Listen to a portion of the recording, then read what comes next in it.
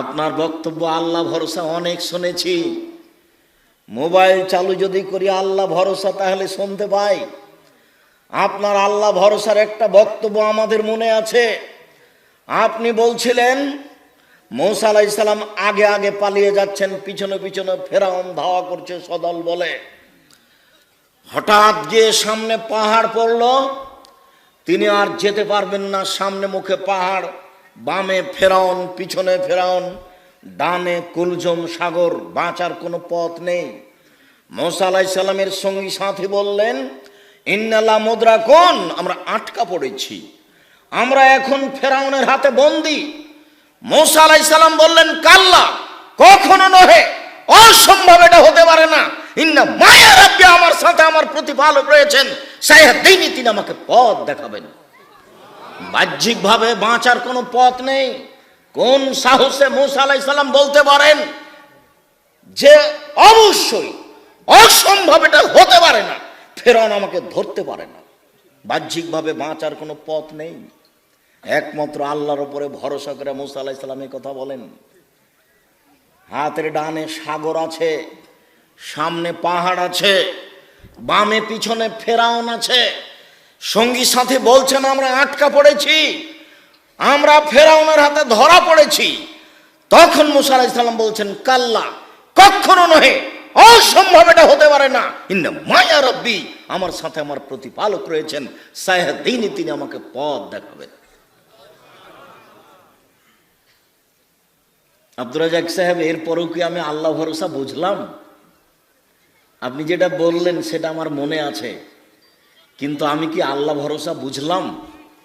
তাহলে আপনি সহজভাবে মনে করেন, বাসা বাড়ি থেকে যখন বের হবেন তখন বলবেন, বিসমিল্লাহি তাওয়াক্কালতু আলাল্লাহ, আল্লাহর নামে বের হচ্ছি, আল্লাহর নামে ভরসা করি, বিসমিল্লাহি তাওয়াক্কালতু আলাল্লাহ। তারপর আর একটু লাগিয়ে দেন, লা হাওলা ওয়ালা কুওয়াতা ইল্লা বিল্লাহ। বাহ্যিকভাবে আন্তরিকভাবে নড়াচড়া করার কোনো শক্তি নাই আল্লাহর শক্তি ছাড়া। এইবার আপনি মনে করেন যে আমি আল্লাহ ভরসা করেছি।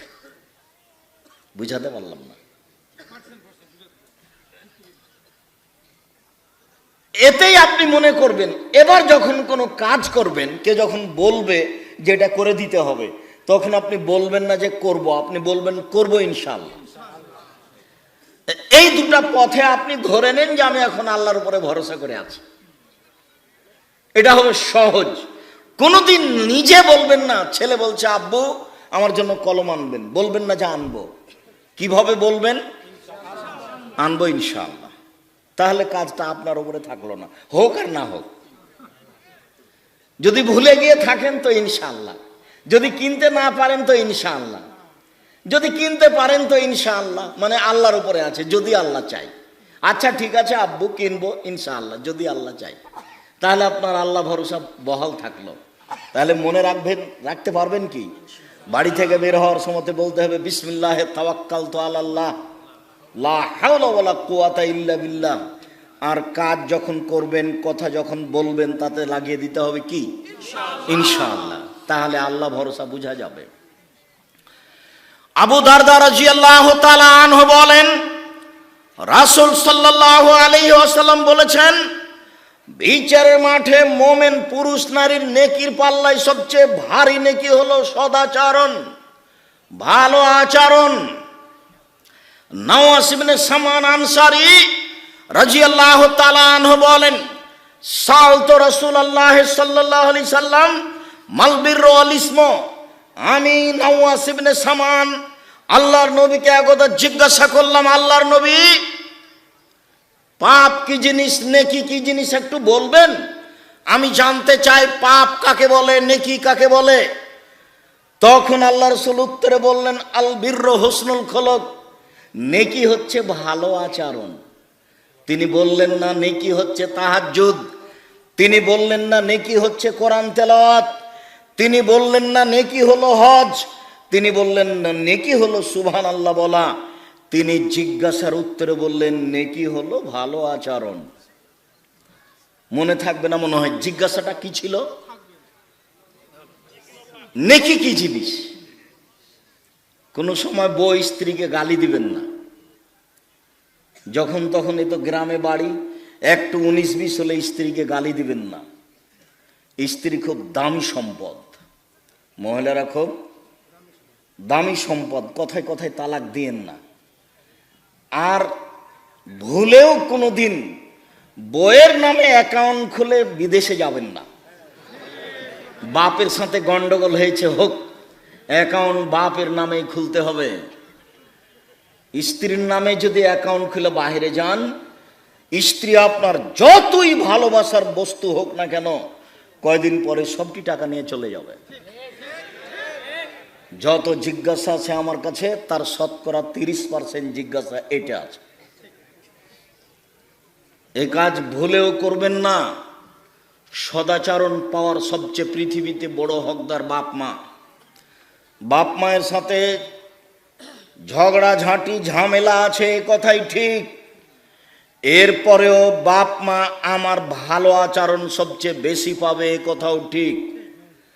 কোনোদিন বাপ মায়ের মুখের উপরে রাগ করে কিছু বলে কিছু সফলতা আনার চেষ্টা করিয়েন না। বইয়ের যখন টাকা পয়সা সব কিছু নেওয়া হয়ে যাবে, তখন আপনাকে ছেড়ে চলে যাবে, তবে আপনার বাপ আপনাকে ছেড়ে যাবে না। ছেড়ে যাওয়ার পথ তার কাছে নেই, ছেড়ে যাওয়ার পথ তার কাছে নেই।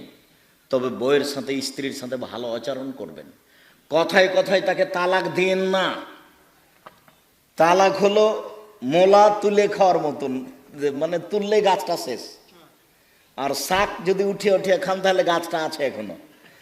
তালাক মানে দিলেই শেষ। রাগ করে যদি আর একবার দেন তাহলে শেষ। এটা নিয়ে আর কোনো কথা নেই। কাজেই যেটাই হোক, হইচই যাই হোক, তালাক দিবেন না, সদাচরণ করেন। রাসূল সাল্লাল্লাহু আলাইহি সাল্লাম বলেন, ইন্নাদ দুনিয়া কুল্লুহা মাতা ওয়া খায়রু মাতাই দুনিয়াল মারাতু সালেহা। পৃথিবী গোটাটাই সম্পদ। পৃথিবীতে যা কিছু আছে সবই সম্পদ। সবচেয়ে উত্তম সম্পদ হচ্ছে ভালো স্ত্রী।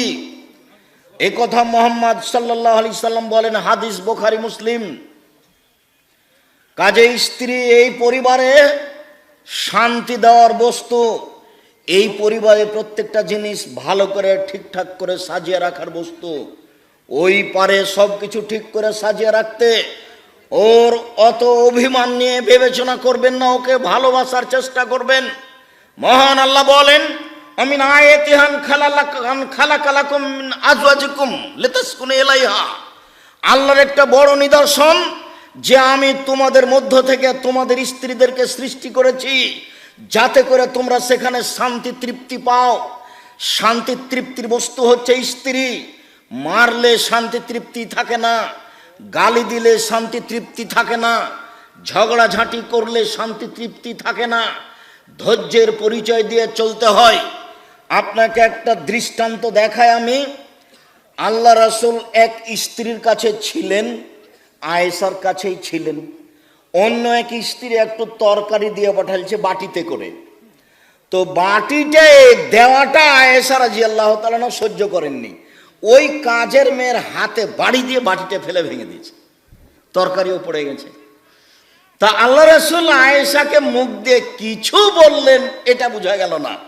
আয়েশা বাটিটাকে তিনি উঠিয়ে জোড়া লাগালেন, জোড়া লাগিয়ে বাটি রেখে দিলেন। আর একটা আয়েশা রাদিয়াল্লাহু তাআলা নতুন বাটি একটু কিছু তরকারি দিয়ে পাল্টা ফিরিয়ে দিলেন, তিনি তাকে কিছু বললেন না। আপনি তো হলেন এই তো দাঁত ভেঙে দেবো, কি মনে হচ্ছে? মুখখানটা বন্ধ রাখবেন। স্ত্রীর সাথে খারাপ আচরণ করিয়েন না, সংসার সুন্দর হবে না। সম্মানিত দিনী ভাই বোন, রাসূল সাল্লাল্লাহু আলাইহি ওয়াসাল্লাম বলেন, আয়েশা রাদিয়াল্লাহু তাআলা আনহা বলেন, আল্লাহর নবী বলেছেন, ইন্নামাল মুমিন লা ইউদরিকু বেহুসনে খুলুকিহি দারাজাতা সায়েমুল কায়েম।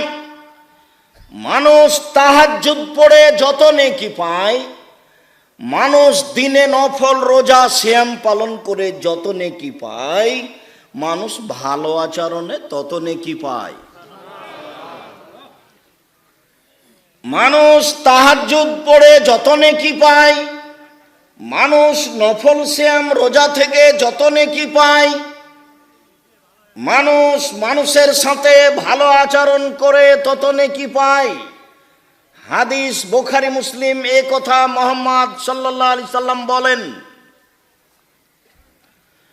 আব্দুল্লাহ ইবনে আমর রাদিয়াল্লাহু তাআলা আনহু বলেন, আরবাউন, চারটে জিনিস, এজা কুন্না ফিকা ফালা আলাইকা মা ফাতাকা বিনাদ দুনিয়া। চারটে জিনিস আছে যখন তোমার ভিতর, চারটে জিনিস আছে যখন, সব কিছুই আছে তোমার।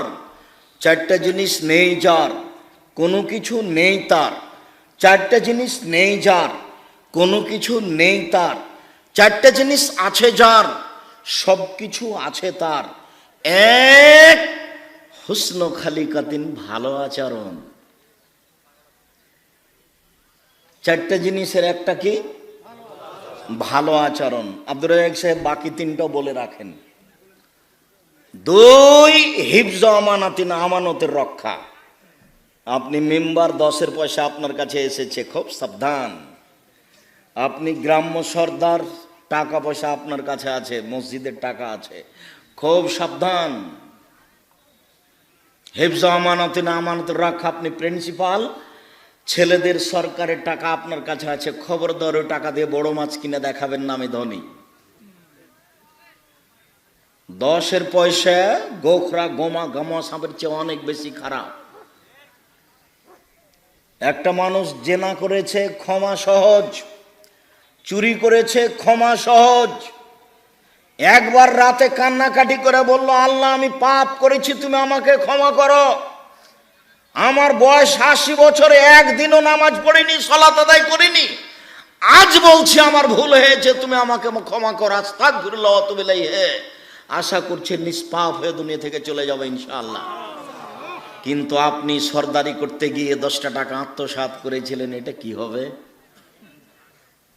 ভাইয়ের জমি দখল করে আছেন, দিচ্ছেন না, এটার কি হবে? বোনের জমি দখল করে আছেন, দিচ্ছেন না, এটা কি হবে?